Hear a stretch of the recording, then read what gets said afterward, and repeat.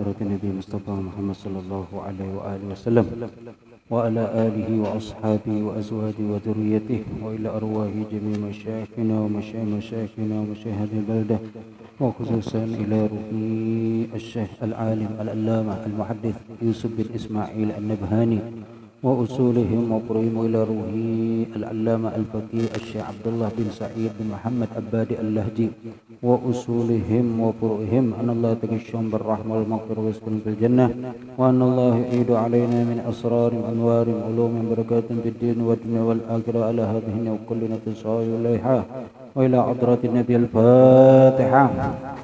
أعوذ بالله من الشيطان الرجيم. بسم الله الرحمن الرحيم. الحمد لله رب العالمين الرحمن الرحيم مالك يوم الدين إياك نعبد وإياك نستعين اهدنا الصراط المستقيم صراط الذين أنعمت عليهم غير المغضوب عليهم ولا الضالين آمين. أعوذ بالله من الشيطان الرجيم. بسم الله الرحمن الرحيم. الحمد لله رب العالمين والصلاة والسلام على أشرف الأنبياء والمرسلين سيدنا ومولانا محمد وعلى آله وصحبه أجمعين. سبحانك لا علم لنا إلا ما علمتنا إنك أنت العليم الحكيم. لا حول ولا قوة إلا بالله العلي العظيم. رب اشرح لي صدري ويسر لي أمري واحلل عقدة من لساني يفقه قولي. أما بعد، وبالسند المتصل إلى الإمام العالم الشيخ يوسف بن إسماعيل النبهاني رحمه الله تعالى ونفعنا به وبعلومه في الدارين آمين. في صفة عبادته صلى الله عليه وسلم وصلاته. وفي الصحيح عن أنس رضي الله تعالى عنه أن رسول الله صلى الله عليه وآله وسلم كان يتوضأ عند كل صلاة. وعن ابن عباس رضي الله تعالى عنهما وعن ابن عباس أيضا رضي الله تعالى عنهما قال كان النبي صلى الله عليه وسلم يصلي من الليل 13 ركعة. وعن عائشة رضي الله تعالى عنها أن النبي صلى الله عليه وسلم كان إذا لم يصلي بالليل منعه من ذلك النوم أو غلبته عيناه صلى من النهار 12 ركعة. وعن أبي هريرة رضي الله تعالى عنه عن النبي صلى الله عليه وآله وسلم قال إذا قام أحدكم من الليل فليفتتح صلاته بركعتين خفيفتين. وعن زيد بن خالد الجهني رضي الله تعالى عنه أنه قال لأرمقن صلاة رسول الله صلى الله عليه وسلم فتوسدت عتبته أو فسطاطه فصلى رسول الله صلى الله عليه وسلم ركعتين خفيفتين ثم صلى ركعتين طويلتين ذكر لفظ طويلتين 3 مرات للتأكيد مبالغة في طولهما.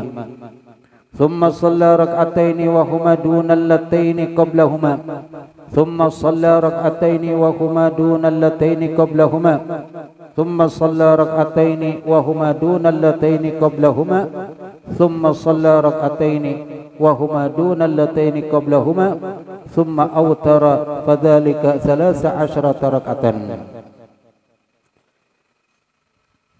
Masih tentang ibadahnya Rasul sallallahu alaihi wa alihi wasallam, yaitu salat yang beliau lakukan dalam kehidupan beliau selain daripada sembahyang fardu yang wajib.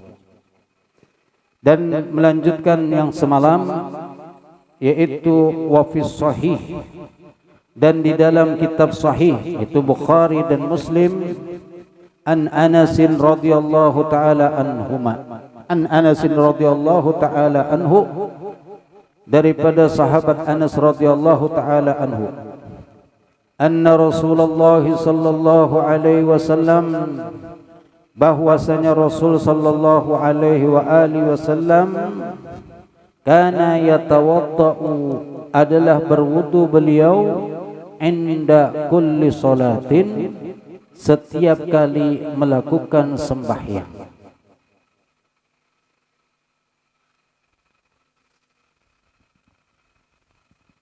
Berwudu jadi di antara kebiasaan Rasulullah sallallahu alaihi wasallam ketika setiap hendak sembahyang maka beliau berwudu untuk mengerjakan sembahyang itu tadi.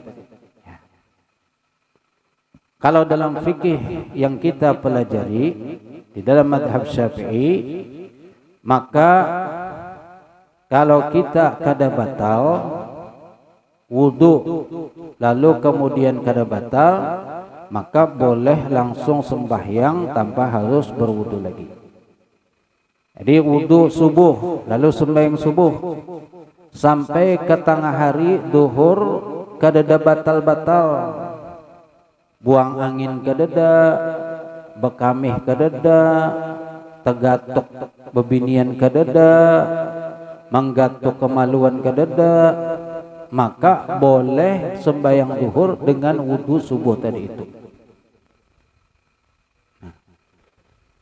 Ini kada apa untuk mazhab kita seperti itu, yang memang dalam fikih diajarkan selama kada batal. Bahkan sampai kena ke asar pulang kada batal, boleh juga tetap dengan subuh tadi itu, dengan wudu subuh. Kena maghrib pulang kada batal juga pulang. Isya kada batal juga pulang.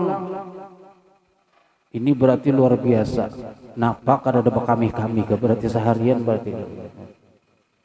Atau ditahani supaya kada bekamih. Ya. Dan ini kada bagus sebenarnya. Menahan sesuatu ketika kita beribadah itu termasuk makruh hukumnya. Menahan angin, menahan bekamih, atau menahan BAB, maka hukumnya makruh kalau kita dalam hendak melaksanakan sembahyang. Kenapa? Sembahyangnya kada tenang. Yang sembahyang sambil menahani angin bener aja itu, apalagi imamnya panjang bacaan pulang, nah iya sudah. Iya nang tuntung bemame, imam ini los bener dan sakit parut tau. Kada nang salah imam, bang salah sorong. Seharusnya kalau memang sakit parut, ayo ya dulu buang dulu. Karena kalau dapat berjamaah, maka umpati berapa nang kau didapat. Kalau misalnya tertinggal, ya niat kita untuk berjamaah, maka itu sudah dapat pahala berjamaah, walaupun sembahyang serongan. Tapi kalau ada jamaah lain, maka gawi masih ada kan mungkin orang lain yang belum sembahyang juga, maka bawa berjamaah walaupun berdua aja ada apa-apa. Tapi jangan menahan nih.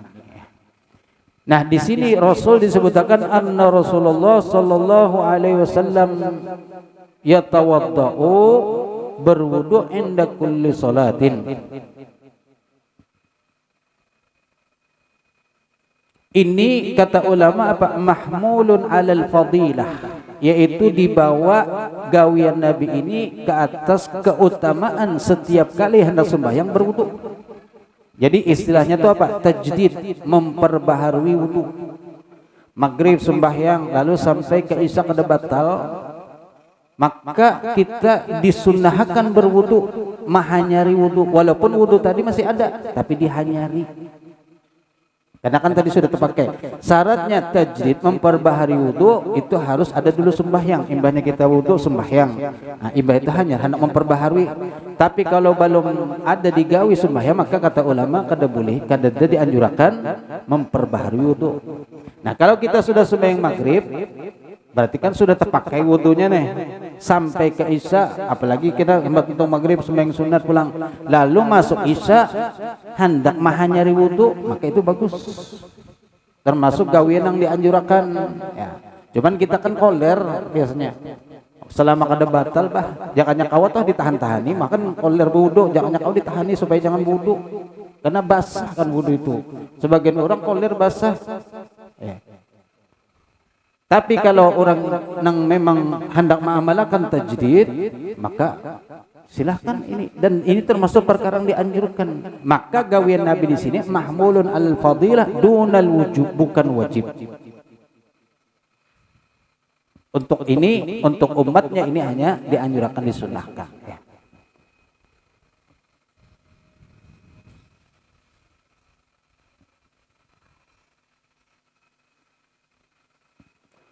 Wa an Ibni Abbas radhiyallahu taala anhu.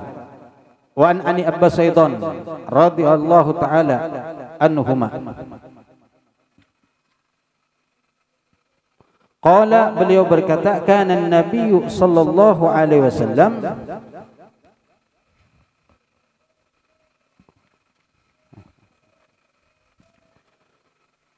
yusalli minal laili, sembahyang daripada malam, 13 rakatan, 13 rakaat.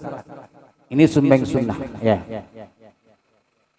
10 sembahyang sunnahnya, lalu nang 3-nya itu adalah witir.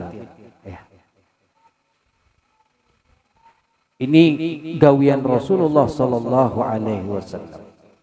Yang mana disebutkan di hadis yang lewatkan, Nabi bangun malam, Sayyidina Abdullah bin Abbas 4 guring di rumah Sidin lawan bin Sidin, lalu Nabi 4 guring, dan ketika pas Nabi bangun malam, lalu Sayyidina Abdullah bin Abbas mengumpati sembahyang. Wa an Aisyah, Nabi kan berpindah-pindah. Jadi kena giliran bini yang mana, lalu kemudian Sidin bangun malam. Ketika bini yang lain, maka beliau bangun malam. Maka masing-masing bini Sidin mengesahkan bagaimana perilaku Nabi ketika bangun malam. Oleh karena itu wajar ada perbedaan. Di sini Sayyidatina Aisyah meriwayatkan karena cuma 11 saja, kada 13. Bahkan beliau berkukuh kada pernah Nabi lebih daripada 11 rakaat sembahyang. Tapi yang lain riwayat ada lebih menyebutkan 13. Maka ini kan karena yang dilihat Sidin. Ketika Nabi di rumah Sidin adalah itu yang digawi, maka keyakinan Sidin itu. Tapi ketika di tempat yang lain, Nabi beda pulang sesuai dengan waktu dan kondisi yang ada ya. Nah di sini apa? Wa an Aisyah radhiyallahu taala anha anna Nabi sallallahu alaihi wasallam, adalah Nabi sallallahu alaihi wasallam, kana idza lam yusalli bil lail, apabila ada beliau kada sembahyang, kada tegawi sembahyang bil lail di waktu malam hari,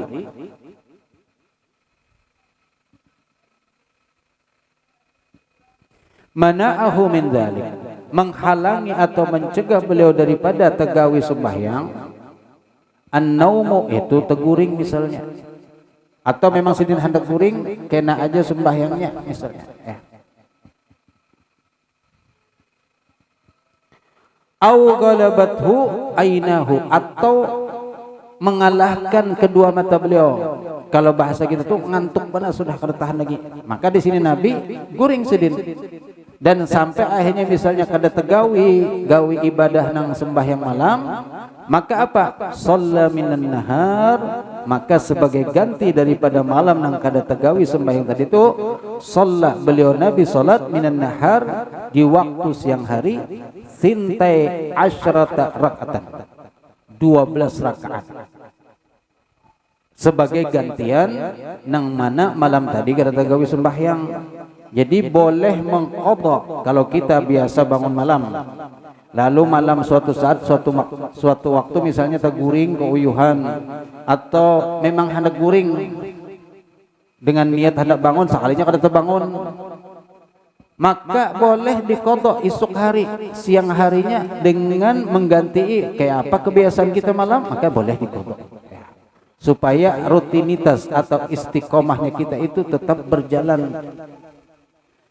Biasa sembahyang witir, kada usah tahajud misalnya, witir benar aja, rutin, kada banyak jauh pulang, serakaat aja witirnya, kada apa-apa, sebuting aja serakaat witir, masa kada kawas serakaat rutin, tahu-tahu pas suatu malam kada tegawi, ya Allah, isuk hanya ingat, ya Allah malam tadi belum witir, gawi siang kada apa-apa, boleh. Dan ini tujuannya supaya kita istiqomah dalam melakukan ibadah. Sembahyang 12. Wa an Abi Hurairah, dan daripada riwayat Abu Hurairah pulang.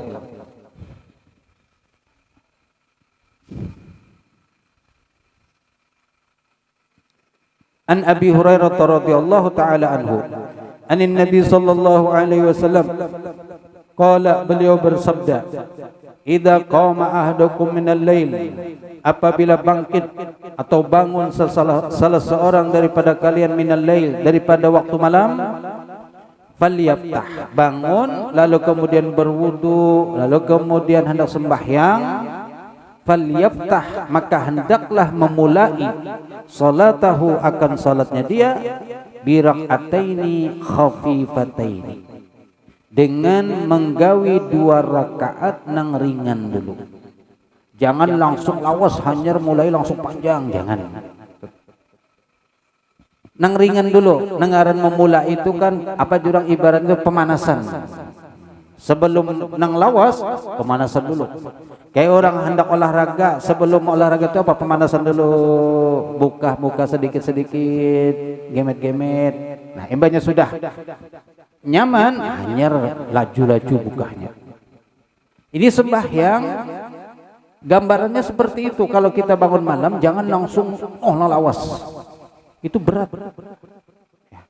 Jadi ringan dulu. Falyabta salatahu, maka hendaklah ia memulai sembahyangnya birak'ataini, dengan 2 rakaat, khafifataini, dengan yang ringan. Dengan tujuan apa? Supaya gampang. Pertama dulu kan sudah nyaman, 2 rakaat, hanya imba tuntung itu 2 rakaat nang panjang kalau kuat. 2 rakaat nang panjang silahkan baca, karena di sini ada disebutkan Sayyidina Abu Hurairah menyebutkan Nabi rakaat pertama surah Al-Baqarah, rakaat kedua surah Al-Imran, yang ketiga An-Nisa, yang keempat Al-An'am. Amun hendak mengumpati Nabi seperti itu silakan. Bagi yang hafal Quran mungkin silakan ya. Siapa tahu hendak mengamalkan sekali-sekali. Mbak itu ampe lalu betul. Sekalinya berat benar misalnya. Makanya kita itu bertahap, dalam apapun bertahap sedikit-sedikit. Orang itu jadi hebat karena memulai dengan yang sedikit-sedikit dulu. Orang nang awaknya beotot, kadang langsung beotot panggilnya, tapi mulai dengan latihan sedikit-sedikit dulu, lalu timbul otot. Tapi kalau dipaksakan langsung hendak beotot, ya nang kena timbul jadi rusak awaknya lah. Melihat orang sudah jadi beotot, seorang hendak jauh beotot gitu, ya nang bersontik. Solihin, silikon, sontik solihin, sontik silikon. Ya, supaya apa kelihatan beotot, tapi tidak ada tenaganya, cuman kelihatannya aja beotot.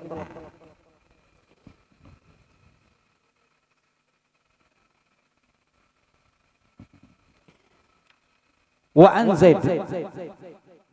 Zaid bin Khalid al-Juhani,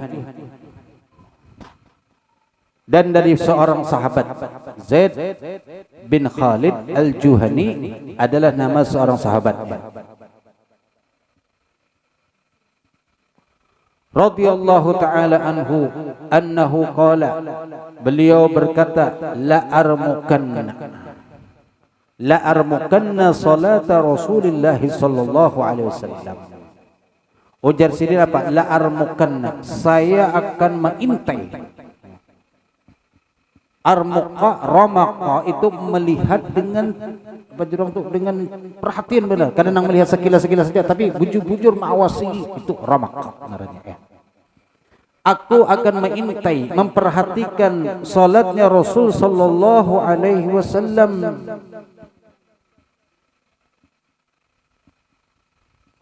Fatawassattu atabatahu, lalu kemudian aku jadikan, karena kan salat Rasul ini malam, lalu sidin apa? Berparak lawan Rasul dan kemudian berabah. Fatawassattu, aku jadikan bantal, atabatahu au fustatahu. Atabah ini adalah apa jurang tuh, kalau kita naik tangga itu ada kenang disusun 1, 2, 3 supaya kita kalau naik ke atas, lalu ada disusun misalnya sesuatu kayak apa, entah itu kayu atau apa misalnya, nang disusun supaya naik ke atas nang tempat tinggi. Itu atabah. Bisa juga diartikan sandaran kayak nang model itu di ujung sana, andakan ini, ya, sandaran ini, lalu dijadikan sidin gasan bantal berabah untuk memperhatikan apa nang digawe Rasul di waktu malam kan. Fasalla, lalu setelah beliau perhatikan tadi, fasalla Rasulullah sallallahu alaihi wasallam. Maka pas bangun malam, sidin lihati, sidin perhatikan, salat Rasul sallallahu alaihi wasallam rakaataini, 2 rakaat, khafifataini, nang ringan. Sebagaimana hadis yang telah tadi, kalau memulai sembahyang hendaklah nang ringan dulu, ya, khafif. Kayak buka puasa juga jangan langsung nang berat, nang ringan-ringan dulu, keropok dulu makan buka puasa. Nang ringan-ringan maksudnya jangan langsung makan nasi nang berat, makan nang ringan-ringan dulu, kurma, beto beberapa wadai, minum, hanya sembahyang kena imba tuntung hanya makan berat. Bagusnya gitu, cuman kebiasaan orang kita kan langsung makan berat, pokoknya kada nasi kada makan ngarannya. Tupang sudah jadi ngalih ya. Pas seruan di wadah orang nang cuman disuruhi korma lawan banyu bener aja inang bemame ini apik bener aja, padahal beluman lagi keluar dikiranya kan ada berbuka puasa. Thumma kemudian shalla rak'ataini, nah setelah 2 rakaat nang khafif, lalu apa? Shalla rak'ataini, sembahyang Nabi 2 rakaat tawilataini, 2 rakaat nang lawas benar. Sampai-sampai tawilnya itu diulangi oleh beliau. Tawilataini, tawilataini, tawilataini. Artinya Pak, sembahyang 2 rakaat lawas benar. Lawas benar. Lawas benar. Kalau orang baca tuh raja lawas. Saking menyifati mubalaghah bersengatannya lawasnya Nabi sampai diulangi sini tawilataini, tawilataini. Dzakara lafza tawilataini, menyebutkan lafaz tawilataini itu panjang yang 2 rakaat yang panjang tadi, salasa marrat, 3 kali diulangi. Litakid, untuk memastikan, menguatakan mubalaghatan fi tulihima, bersengatan di dalam lawas kedua salat yang digawi oleh Nabi sallallahu alaihi wasallam. Ini yang hendak mengumpati Nabi. Jikalau kada kawas seberataan dengan cara yang lawas ya sedikit barang tadi ya. Summa kemudian shalla rak'ataini, lalu imbahnya nang lawas benar 2 rakaat. Pertama sudah ringan 2 rakaat, lalu lawas pulang 2 rakaat. Imbah itu sembahyang pulang shalla rak'ataini, sembahyang 2 rakaat tapi kurang daripada nang lawas tadi itu. Summa shalla rak'ataini, kemudian sembahyang 2 rakaat.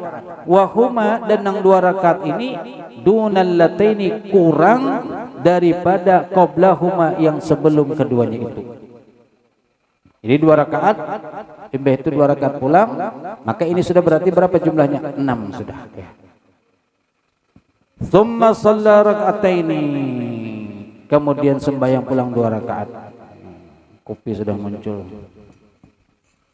Al-Fatihah lima syai'il gahwatul bunniyah min syarri bahabin niyah min salih sufyan Allah tagashum birrahmah al-maghfirah wa anna Allah bijaim alaihi yuballighna kulla umniyah wa yahfazana min kulli adiyah wa yarzuqna al-hissi wal ma'nawiyah wa yuslih jihadana wa buldanil islamiyah wa yuslih amal wal niyah wal aqibah wad dunyah bi jahi sayyidina Muhammadin khairil bariyah sallallahu alaihi wasallam. Al-Fatihah. Iyyaka na'budu wa iyyaka nasta'in, ihdinas siratal mustaqim, siratal ladzina an'amta 'alaihim ghairil maghdubi 'alaihim waladdallin. Berapa sudah tadi? Summa shalla rak'ataini, 2, 4, 6. Kemudian shalla rak'ataini 8. Wa huma, dan 2 rakaat nang ini pulang dunal lataini, kurang daripada qablahuma, artinya akan tetap sepanjang nang sebelumnya. 8 sudah. Summa shalla rak'ataini pulang, maka itu nang 10. Wa huma, dan 2 rakaat ini pulang dunal lataini, kurang di bawah daripada yang qablahuma sebelumnya. Thumma shalla rakataini, kemudian sembahyang pulang 2 rakaat, wa huma dunal lataini, dan ia kurang daripada yang sebelumnya. Thumma autara, kemudian berwitir. Maka jumlahnya di sini adalah 13. Fadzalika salasa asyrata rak'atan, maka yang demikian itu 13 rakaat. Ini satu riwayat 13 rakaat. 10 tahajud, yang 3 itu adalah witir.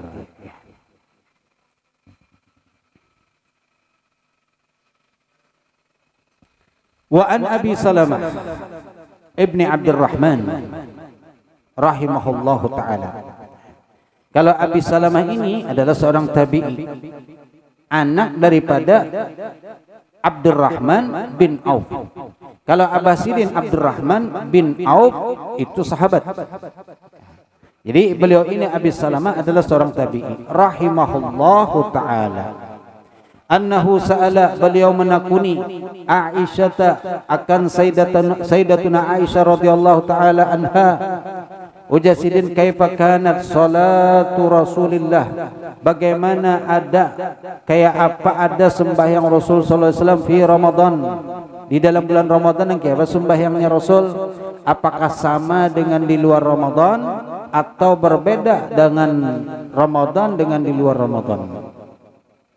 Bertakun kepada bini Nabi langsung, karena nang tahu apa nang digawe sidin di rumah itu kan adalah bini sidin.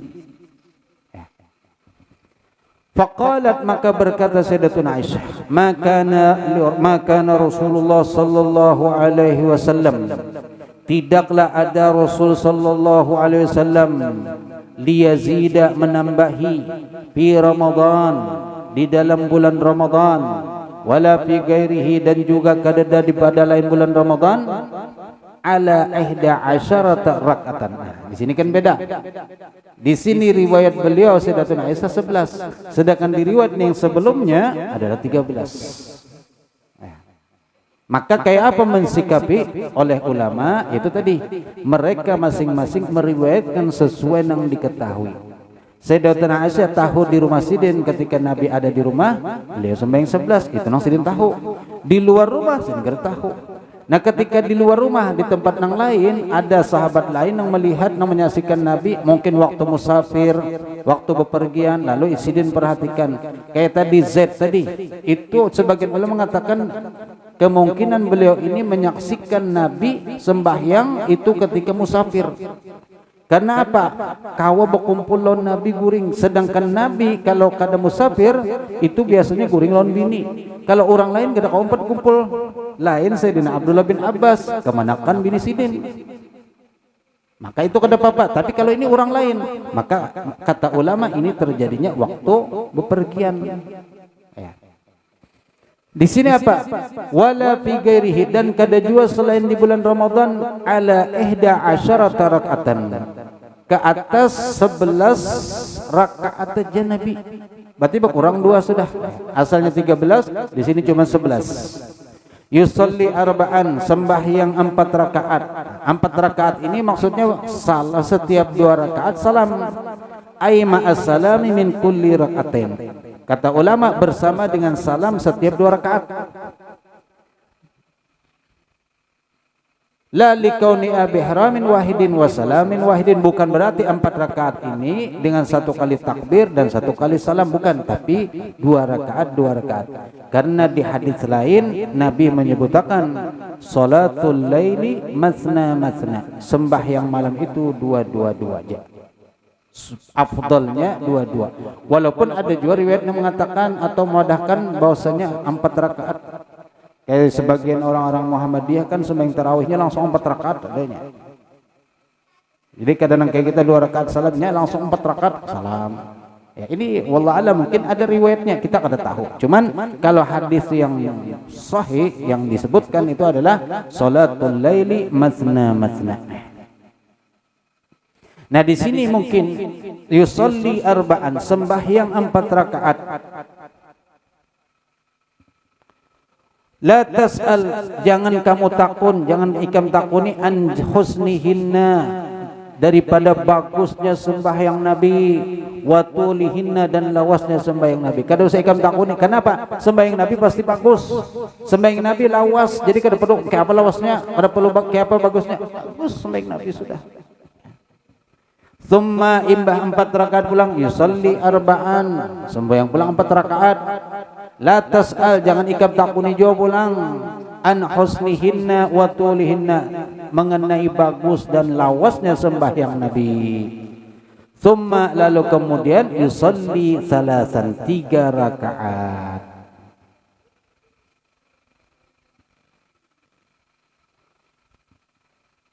Nah, di sini 3, maka sebagian ulama mengatakan dengan 1 kali salam menunjukkan kalau witir boleh digawi langsung 3 rakaat. Walaupun afdalnya dipisah. Jadi kita kalau sembahyang witir 3 rakaat, maka 2 rakaat salam, itu hanya 1 rakaat pulang. Tapi kalau hendak disambung misalnya langsung 3 rakaat, boleh, kada apa-apa. Ya, juz. Wa huwa jaizun, bal bahkan apa? Wajibun inda Abi Hanifah.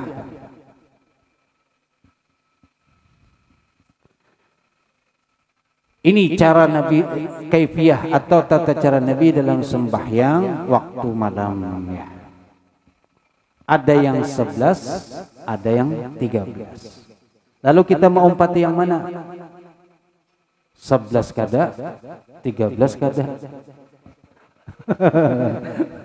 Karena apa? Karena terbangun paling ya sembahyang Isya ba'diyah, setelah itu sudah kena mbah tu subuh pulang sambung. Tapi kalau kawa kita ya setidak-tidaknya kalau kada terbangun-bangun ya niat barang setiap kali guring, ya Allah ulun niat hendak bangun malam. Niat dulu. Kena subuh kada terbangun pulang, menyesal ya Allah. Tiap hari kita jawab niat menyesal. Insya Allah suatu saat kena akan Allah menggerakkan kita. Karena ketika Allah ingin kita dekat, maka dimudahkanlah jalan beribadah kita. Kata ulama itu apa? Jikalau Allah menghendaki engkau dekat kepadanya, maka Allah bukakan pintu-pintu ibadah untuk supaya kita gampang melakukannya. Sebagaimana kalau kita ingin diberi oleh Allah sesuatu, maka lidah kita dilepas, dibuka untuk berdoa meminta kepada Allah Subhanahu wa taala.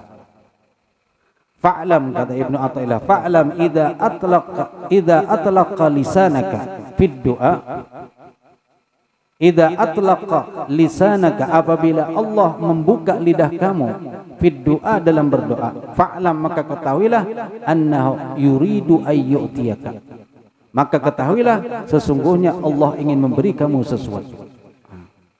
Maka kita berdoa itu berarti Allah tuh ada rencana hendak memberikan sesuatu buat kita. Dimudahkan kita berdoa. Kadang-kadang kalau Allah hendak memberi, jangankan berdoa aja kita koler kadang-kadang. Jangankan berdoa, ma'aminakan aja koler. Orang lain yang berdoa kita ma'aminakan aja itu koler juga. Saking kehendaknya diberi oleh Allah tuh. Tapi kalau sudah Allah menghendaki, kita dengan selimang kata, ya Allah, ya Allah, ya Allah, amun ada rezeki ulun lagi tambah ya Allah.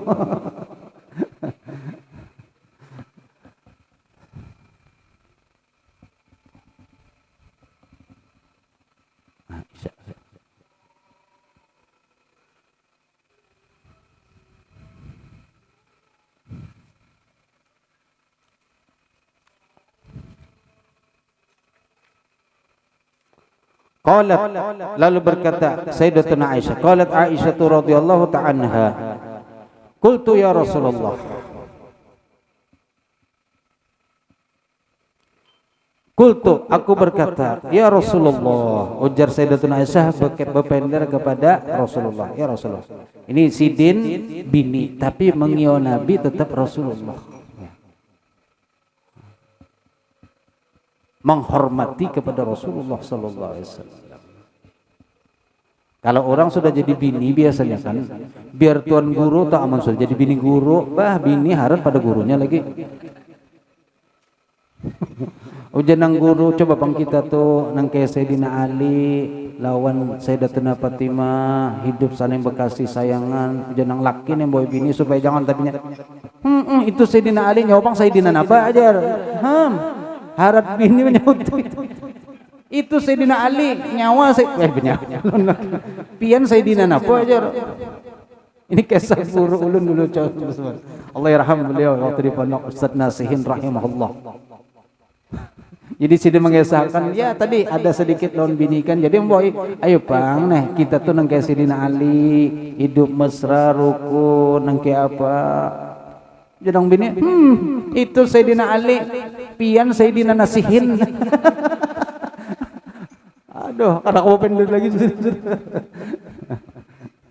Ngalih, hebat binian. Ujar Sayyidatuna Aisyah, "Qultu ya Rasulullah." Mengewa laki dengan panggilan Rasulullah. Ya. Kadang besisi mengewa laki ngarannya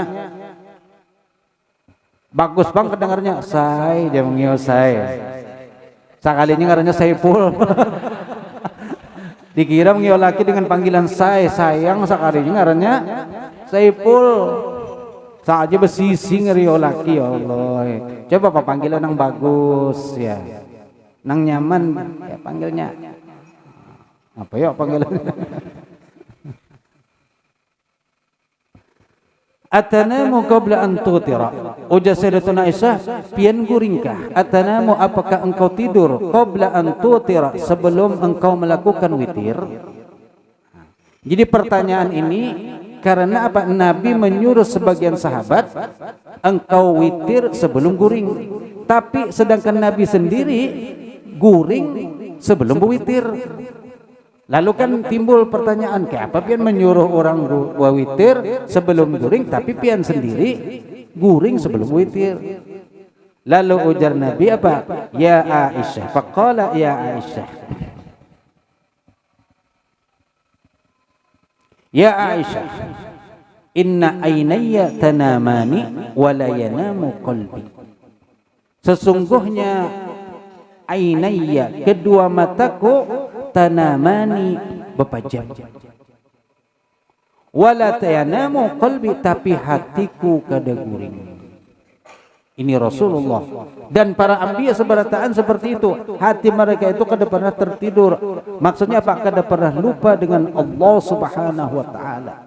Kada pernah lupa dengan zat yang menciptakan walaupun mata terpajam. Kalau kita kan berpajam mata, hati kada ingat apa-apa lagi sudah.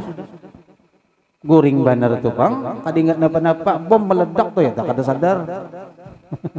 Ya, saking nyamannya guring. Tapi kalau para nabi, makanya kan kalau dalam masalah guring, nabi biar guring kayak apa aja sidin kada batal wudu. Kalau kita teguring, apalagi guringnya berabah, batal wudu. Amun guring berduduk masih kada batal. Guring duduk bersandar kada batal. Walaupun sampai subuh pian guring kada apa-apa. Mulai habis maghrib teguring sampai subuh bangun. Ya. Umpat hadir di pengajian teguring. Kalinya bangun-bangun sunyi sudah orang kemanaan. Dibiarkan orang misalnya. Tapi kada bergerak posisi kada batal wudu. Langsung belum isya lagi. Lihati jam 4 subuh sudah parak. Langsung sembahyang isya. Kada apa-apa. Karena selama kada berubah posisi kada batal. Tapi kalau tergerak batal. Nah bagi Rasulullah biar sidin guring berduduk, biar sidin guring berabah, semuanya kada batalkan wudu. Amun kita berabah batal benar, biar kada tergerak toh tetap aja posisinya gitu kada bergerak. Tapi kalau berabah kata ulama batal. Ya. Karena posisi ini, maaf pantat kita itu rentan terkeluar angin kalau inya kada tegapit nang kayak posisi duduk. Kalau berabah itu kan terbuka, maka kemungkinan kada sadar angin keluar. Apa dalam hadis al-ainani wika usuh, mata itu pengikat lubang pantat. Kalau mata kita sadar, insya Allah kita bakal tahu. Tapi kalau mata kita pajam, maka kita buang angin bisa kada tahu. Makanya kalau ada orang madahi teguring, lalu ujak kawan kambatal. Batal di mana? Ikam tadi teguring keluar angin. Mana buktinya tuh lihat orang siupan dihiga terciumkan tuh. saking baunya. Ikam kada sadar tapi nang dihiga tahu ikam keluar angin. Nah itu harus dipercaya, diambil omongannya selama orang yang memberitahu ini memang bujur, orang yang adil, orang yang terpercaya. Tapi kalau kawan yang biasa bergaya juga nang katu cuma waluhi ya kalau bisa diambil kada bapak atau ya.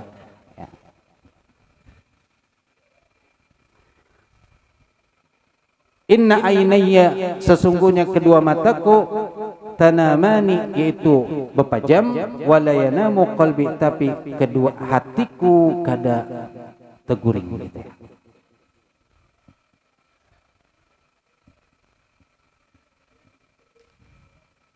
Maka dari sini kenapa andai kata Nabi kada witir sebelum guring, ini kan kenapa Nabi menyuruh sebagian sahabat berwitir sebelum guring, karena ditakutakan kena kada terbangun sampai subuh.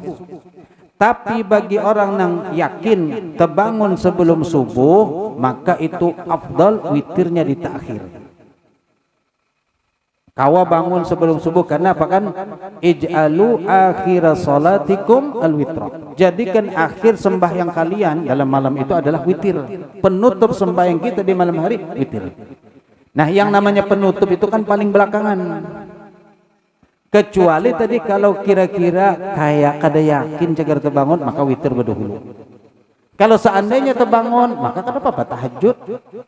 Kalau hendak berwitir pulang, maka kata ulama ini kada lagi witir, karena la witrani fil lail. Tidak ada dua kali witir dalam satu malam. Namun ada cara lain kalau hendak berwitir, maka witir nang tadi itu digenapakan dulu. Aslinya kan ganjil, genapakan, lalu imbah itu hanya berwitir bahasa pulang nang ganjil. Atau ada lagi pendapat yang mengatakan niat witir nang kedua ini niatnya qadha. Karena kada mungkin kan semasa hidup kita kada tertinggal witir, ada aja witir yang tertinggal, maka dinyatakan mengqadha witir yang kita tertinggal. Itu boleh. Tapi yang tadi yang utamanya kata ulama witir dalam satu malam cuma sekali, kada boleh kada ada dua kali witir ya. Nah tapi kalau memang kada yakin, maka witirlah habis isya langsung, kira-kira cagar banyak gawian atau macam-macam lah gangguannya, maka witir paling sedikit serakaat. Kalau bisa 3 rakaat, nang afdalnya lagi adalah 11 rakaat. Itu paling banyak witir sudah 11. Selanjutnya wa an Aisyah radhiyallahu taala anha anna Rasulullah sallallahu alaihi wasallam kana yusalli minal laili 11 rak'atan yutiru minha biwahidatin fa idza faraga minha ittaja'a wallahu a'lam bissawab. Ini ada membaca ini 100. Ada pertanyaan enggak?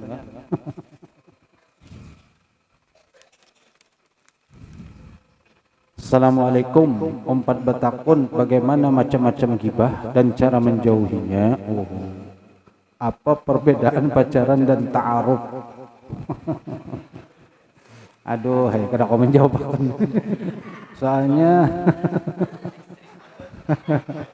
karena diberikan definisinya timbul mempraktekkan kan. Aduh, adapun mengenai macam-macam gibah, wallahualam kada kau tapi memerinciakan, cuman intinya ada gibah yang dibolehkan, tapi secara garis besar gibah itu dilarang. Hanya beberapa sebagian kecil gibah yang dibolehkan, yaitu ketika kita menceritakan dengan tujuan mengingatkan orang supaya berhati-hati. Contoh, ada orang hendak berdatang misalnya, berdatang kepada salah satu gadis, lalu minta bertakun lawan kita, dan kita tahu memang ini misal keluarganya itu broken, keluarganya ya amburadul, lalu bertakun ke apa ulun hendak berdatang lawan itu, lah kita kisahkan bukan dengan tujuan menggibah tapi untuk mengingatkan.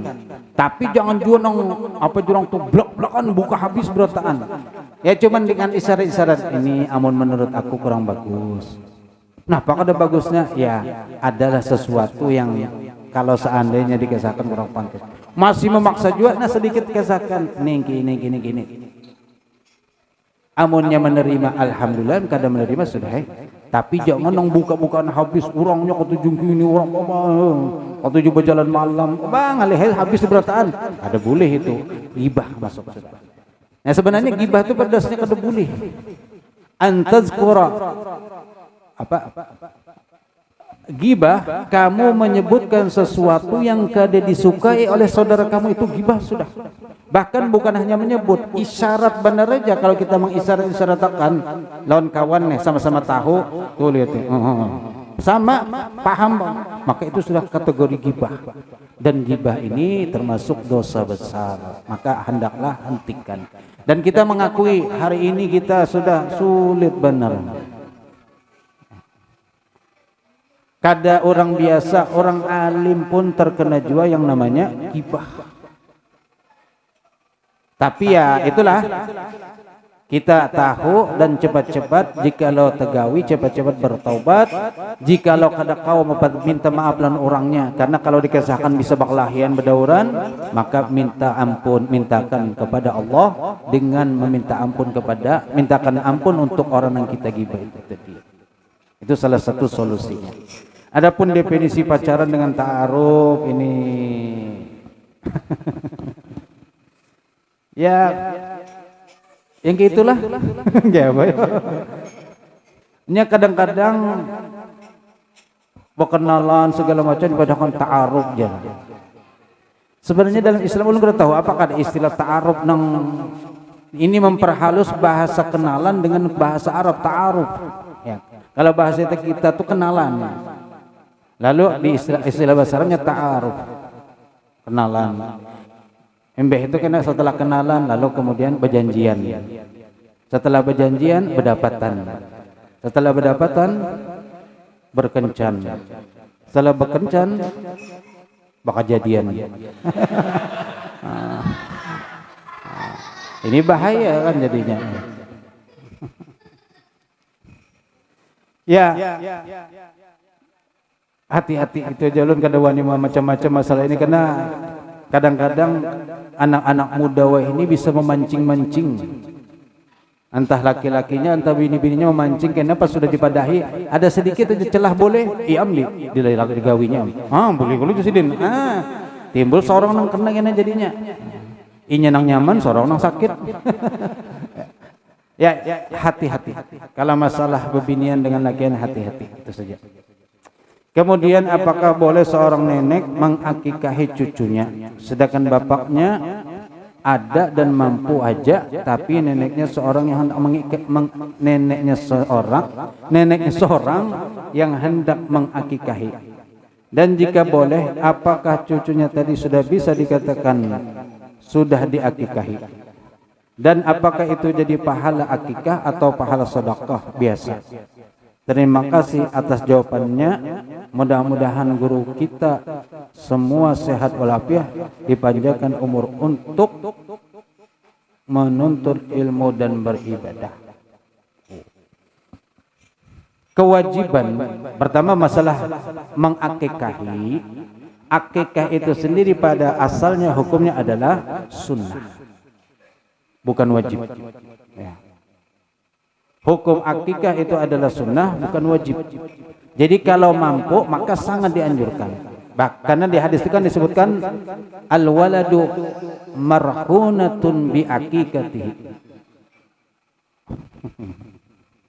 Anak itu tergantung dengan akikah. Jikalau belum diakikahi maka masih menggantung lagi ini. Mungkin karena pertumbuhan atau dari segi apanya ini kurang bisa berkembang. Tapi kalau sudah diakikahi maka selesai. Nah, kemudian kesunahan akikah ini adalah untuk orang tua. Kuitan yang dulu yang pertama untuk melaksanakan akikah itu. Dan waktunya itu tadi ke hari ke-7, ke-14, ke-21. Ini yang disebutkan dalam kitab fikih 7, hari ke-14, hari ke-21. Setelah itu kalau misalnya belum mampu bebas wayah apa aja. Ketika sampai mampu silahkan. Mungkin setahun 2 tahun maka silahkan diakikahi. Tapi kalau kemudian orang tuanya kada mengakikahi sampai kapanpun boleh kenainya, boleh. Ketika sampai mampu, maka bolehlah orang tua itu mengakikahi anaknya. Kalau orang tua kada ada jua, lalu anaknya sudah ganal dewasa hendak mengakikahi diri sendiri, silahkan. Tapi untuk kesunahan yang pada asalnya yang pertama kali itu sudah gugur lewat sudah. Tapi kalau hendak diakikahi silahkan. Lalu di sini pertanyaannya, nininya nang hendak mengakikahi. Kalau memang hendak mengakikahi silahkan juga kada apa-apa. Kada ada larangan kalau pang siapapun hendak mengakikahi. Cuman bepadah. Aku hendak mengakikahi kamu. Amun jadinya kedusan nih, ulun aja ulun sanggup aja. Maka ini kedusan memaksakan ini. Biar saja ini sendiri nama akikahi. Tuh. Dan jika boleh, apakah sudah bisa dikatakan sudah diakikahi? Ya kalau memang sudah diakikahi ya berarti selesai sudah. Karena akikah itu sekali aja. Beda dengan kurban setiap tahun. Kalau akikah sekali seumur hidup sudah selesai cukup. Kada lagi tuntunnya akikah yang kedua, ini akikah yang ketiga, kada. Tapi kalau kurban, maka setiap sampai waktunya berkorban silakan, maka dianjurkan berkorban. Kadang kayak ini ya, kita pas waktunya berkorban, lalu ada junang berakikah. Ini sebenarnya kalau momen waktu berkorban, maka yang dianjurkan berkorban. Akikah kalau sudah terlewat waktunya, wayah apa aja pengen bebas. Tapi kalau korban, mahadangi tahun dudi pulang anda berkorban. Kalau limpat dari hari raya 11, 12, 13, limpat berkorban, kada kau lagi berkorban pian. Biar pian menyembelih 10 ekor sapi kedok kada korban karena menyembelih biasa aja. Tapi kalau kurban harinya tertentu. Maka kalau bisa memang ulun akikah ka guru atau kurban kah? Maka kalau memang momennya hari korban dulu. Karena ada rezeki hanya akikah. Jangan pas akikah mahdangi kurban. Kenapa? Ini wallah alam kayak apa alasannya ya. Jadi kadang-kadang kita tuh tersalah menandak sesuatu. Bagus tapi andakannya kada tepat. Akikah bagus, cuman andakannya pas kada. Kalau di momen korban, maka kita bagusnya berkorban. Jangan akikah, kena betul. Karena akikah kalau sudah kelewatan dari waktunya, wayah apa aja pian bebas. Tapi kalau korban waktunya terbatas dan korban itu sangat dianjurkan. Sehingga ada bab sendiri dalam fikih, babul udhiyah ngarannya, bab tentang berkorban. Akikah pun ada juga babnya, tapi ini mengikut kepada hukum nang syarat-syarat di kurban. Jadi kalau seandainya pas bertepatan kurban, maka lebih baik kurban. Karena yang batuntun itu hanya akikah. Terus apa lagi semuanya? Dan apakah itu jadi pahala akikah atau pahala sedekah? Nah, kalau sudah sah akikahnya, maka pahalanya pahala akikah. Sedekah lain pulang sudah kena ya, pahalanya pahala itu. Itu aja. Terima kasih atas jawabannya. Mudah-mudahan jawabannya pas saja dan semoga bermanfaat. Amin ya rabbal alamin.